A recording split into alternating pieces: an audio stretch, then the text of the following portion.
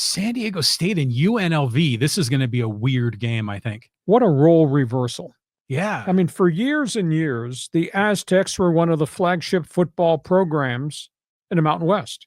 And for years and years, UNLV was a bottom feeder, one bowl appearance in 22 years.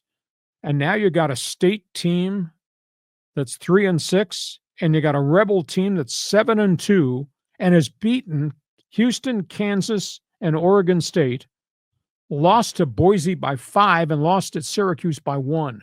This is a really good, very dangerous UNLV team. And suddenly, the roles of what these programs used to be versus where they are now, just so radically different. And the most unique thing is that Vegas went in and hired a coach from Arkansas, Barry Odom, who brought a bunch of Arkansas players with him, and they've done really well. And they have got themselves a phenomenally active quarterback in Haj Malik Williams. He's a do-everything, action-packed, two-role guy. He can throw it, he can run it. And the Aztecs, they just came through this gauntlet where they played Johnny Mantier from Washington State, who was really dynamic. What we saw last week with New Mexico and what happened in that game that they wound up losing. This is a really dangerous Vegas team. Their wide receivers are averaging 16, 13, and 23 yards per catch.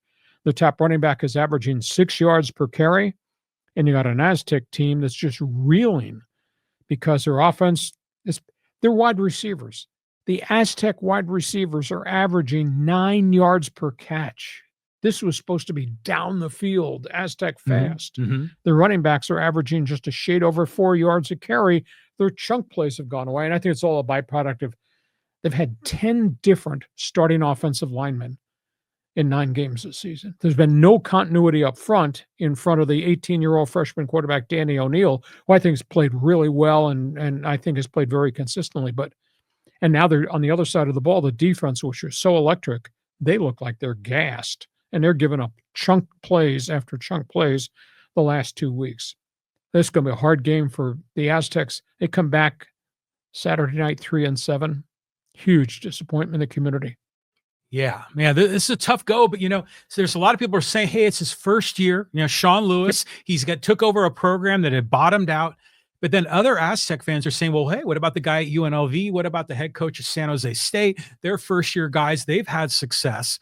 So I don't know. I mean, I like it, but we're rooting for the Aztecs to do well, but I'll just say this. I like it when UNLV is a good program because they're a great rival. And remember during the whole basketball run they had in the 80s and 90s? I mean, that was a fun team to follow. And now Vegas has sort of grown up. It's a big boy city. So I like it that UNLV is competitive.